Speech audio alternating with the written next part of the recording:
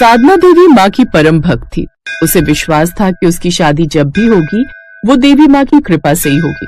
और वो दिन आ ही गया जब साधना की जिंदगी में संदीप आया। संदीप साधना से बहुत प्यार करता था और संदीप के घर वालों को भी साधना बहुत पसंद आई। सबने साधना के लिए हाँ कह दी और संदीप और साधना की शादी हो गई। शादी के बाद साधना अपने ससुराल में भी देवी माँ की पूजा वैसे ही करती रही जैसे कि वो हमेशा से करती आ रही थी। सुबह के 5 बजे साधना उठी और नहा धोकर माँ दुर्गा की पूजा करके रसोई घर में चाय बनाने लगी। अरे साधना बहू, अभी तो सुबह के 5 बजे हैं, तुम इतनी जल्दी जाग गई? थोड़ी देर बाद उठ जाती बहू। माँ जी, मैं तो रोजाना इसी समय उठती हूँ, वो आदत है मेरी। साधना ने चाय बनाई और दोनों सास बहू ने मिलकर चाय पी। अब सब सोकर उठे तो साधना की सास सबके सामने उसके गुण गाने लगी। ये देखकर जेठानी सुधा ईर्ष्या से जलने भूलने लगी। बड़े अच्छे संस्कार हैं साधना बहू के। कहाँ पहले मैं सुबह जल्दी उठकर चाय का इंतजार करती थी और आज देखो सुबह के 5 बजे ही गरम गरम अदरक वाली चाय साधना बहू बनाकर ले भी आई। मैं तो हमेशा से ऐसी ही बहू चाहती थी जो सुबह जल्दी उठकर पूजा पाठ करने वाली हो, सबका ख्याल रखने वाली हो। चलो अच्छी बात है, अब तुम्हें सुबह सुबह खुद चाय नहीं बनानी पड़ेगी। साधना बहू जो आ गई है, दोनों सास बहू मिलकर चाय पीना। सुधा बहू, तुम भी सुबह जल्दी उठने की आदत डाल लो, बहुत अच्छी आदत है ये। अच्छा, मैं बोल रही थी सोमवार को कुलगुरु अपने शिष्यों के साथ आ रहे हैं, पूजा का प्रबंध करना है। साधना बहू, हमारे घर के रीति रिवाज के हिसाब से पूजा के लिए प्रसाद की पूड़ियां नई बहू के हाथों से ही बनाई जाती हैं, इसलिए ये तुम्हारी जिम्मेदारी है कि तुम बढ़िया करारी तली हुई पूड़ियां तैयार करो। जी माँ जी, मैं अच्छी पूड़ियां तलने की कोशिश करूंगी। मुझे आशीर्वाद दीजिए कि मैं अपनी जिम्मेदारी अच्छे से निभा सकूं। पापा जी, आप भी मुझे आशीर्वाद दीजिए। मेरे होते हुए तुम अगली प्रशंसा नहीं पा सकोगी। मैं सारे काम बिगाड़ दूंगी। जब से ये इस घर में आई है, जिसको देखो इसी के गुण गा रहे। सुधा, मैं कब से तुमसे पानी मांग रहा हूँ, क्या सोच रही हो? एक तो तुम हर समय मेरे पीछे पड़े रहते हो, ला रही हो, खुद से 1 गिलास पानी तक नहीं ले सकते। पूजा की तैयारी शुरू हो जाती है। सब लोग कुलगुरु के आने की प्रतीक्षा कर रहे थे। मैं ये फूल माला और पूजा का सामान ले आया हूँ, और कुछ रह गया हो तो बता देना। सब कुछ आ गया है, बस पूड़ियां तलने का घी तेल मंगाना भूल गई थी, वो भी लाकर रसोई में रख दो। संदीप घी के पैकेट और तेल की बोतल साधना के हाथ में देने लगा। तभी सुधा ने उसे रोक दिया। देवर जी, लाओ, ये घी और तेल मुझे दे दो, मैं रसोई में रख देती हूँ। आप अपने भैया के साथ मिलकर आंगन में दरिया बिछा लो। ठीक है भाभी, आप ये सामान साधना को दे देना।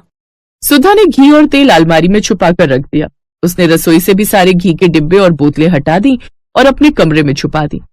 साधना जब पूजा के प्रसाद के लिए पूड़ियां तलनी शुरू करती है तो उसे तेल घी कुछ दिखाई नहीं देता। साधना बहू, सारा प्रसाद बन चुका है, अब रिवाज के अनुसार पूड़ियां तुम्हें तलनी है। अच्छा, मैं जा रही हूँ, तुम्हारे बाबूजी बुला रहे हैं, लगता है कुलगुरु जी आ गए। तुम जल्दी जल्दी पूड़ियां बना लो। साधना, मैंने घी और तेल सुधा भाभी को दे दिया था, उन्होंने तुम्हें दे दिया ना? हाँ, आया माँ। अच्छा, तो घी और तेल साधना भाभी ने रखा है, मैं भी बेकार में परेशान हो रही थी। सुधा भाभी है कहाँ? वो रही। सुधा भाभी, आपने तेल और घी कहाँ रखा है? रसोई में ही होगा, मुझे क्या पता। बाबूजी बुला रहे, मैं उन्हें फूल दे आऊं। तुम जल्दी जल्दी पूड़ियां बना लो, फिर लेट हो जाएगा। अब क्या करूं? तेल घी कहाँ से लाऊं? सबके सामने जाकर पूछा तो अच्छा नहीं लगेगा। हे माता रानी, हे देवी मैया, मेरी मदद करो। यदि मैंने आपकी सच्चे मन से पूजा की है तो आज मैं आपका नाम लेकर पानी में पूड़ियां तलूंगी। मुझे आप पर विश्वास है कि आप चमत्कार जरूर करोगे। जय माता दी। जितना मर्जी अपनी देवी माँ को याद कर ले, वो तेरी मदद कभी नहीं करेंगी। ऐसे भगवान कभी मदद नहीं करते। ये सब कहने की बातें हैं। वैसे देखती हूँ कि पानी में पूड़ियां तलेगी कैसे। साधना माँ दुर्गा को मन ही मन याद करके पूड़ियां पानी में तलने लगती है। देवी माँ चमत्कार करती है और पानी की कढ़ाई में पूड़ियां तलनी शुरू हो जाती है। साधना की आंखों में खुशी के आंसू थे। वो देवी माँ को धन्यवाद कहकर जल्दी जल्दी गरम गरम पूड़ियां तलकर निकालने लगती है। सुधा हैरान रह जाती है कि ये सब चमत्कार कैसे हो रहा है। साधना सबके लिए पूड़ियां लेकर जाती है। कुलगुरु अपने शिष्यों के साथ भोजन करना प्रारंभ करते हैं। महाराज, ये हमारी नई बहू साधना है, हमारे छोटे बेटे संदीप की पत्नी। आज रीति रिवाज के अनुसार पूड़ियां इसी ने बनाई हैं।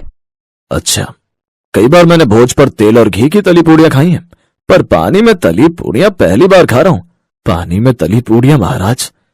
क्यों बहू, मैं सही कह रहा हूं ना? तुम पर देवी माँ की बहुत कृपा है। आज मुसीबत के समय उन्होंने तुम्हारी मदद की है ना। महाराज जी, आप तो सब कुछ जानते हैं। हाँ, आज अगर देवी माँ चमत्कार ना करती तो मैं आज आप सबके लिए भोजन के लिए पूड़ियां कभी नहीं बना पाती। साधना बहुत अच्छी है। देवी माँ जिसके साथ होती है वो भक्त सदैव सत्य के मार्ग पर चलता है, और देवी माँ भी समय समय पर अपने उस भक्त की रक्षा करती है। इसलिए यहाँ पर उपस्थित सभी लोगों से मेरा निवेदन है कि साधना से किसी भी प्रकार की ईर्ष्या न रखी जाए। इसके गुणों को पहचानो और इससे अपनापन रखो, तभी देवी माँ प्रसन्न होंगी। शोभा बहन, राम प्रसाद, आज तुम्हारे घर का भोजन करके हम बहुत संतुष्ट हुए हैं, बहुत तृप्त हुए हैं। देवी माँ की कृपा आप सब पर बनी रहे। जय माता दी। कुलगुरु जाते जाते सुधा की आंखें खोल गए। उसे अपनी गलती का बहुत पश्चाताप था। मुझे माफ कर दीजिए, मैं ईर्ष्या में आकर बहुत गलत कर रही थी। साधना, मैं कभी भी तुमसे ईर्ष्या नहीं करूंगी। तुमसे तो क्या, मैं किसी से भी ईर्ष्या नहीं करूंगी। ऐसा ही होना चाहिए, कभी भी किसी से ईर्ष्या नहीं रखनी चाहिए। साधना बहू, आज माता रानी ने जो चमत्कार किया है उसे देखकर मन में विचार आ रहा है कि हमें धन्यवाद में उनके नाम का जागरण रखवाना चाहिए, उनके नाम का जयकारा लगवाना चाहिए। माँ जी, ये तो बहुत अच्छा विचार है। चलो अरुण, संदीप, हम सब मिलकर माता रानी के जागरण की तैयारी करते हैं। सब मिलकर माता रानी के नाम का जागरण करते हैं। सुधा अपने व्यवहार को बदलती है और साधना के साथ मिलजुल कर रहने लगती है।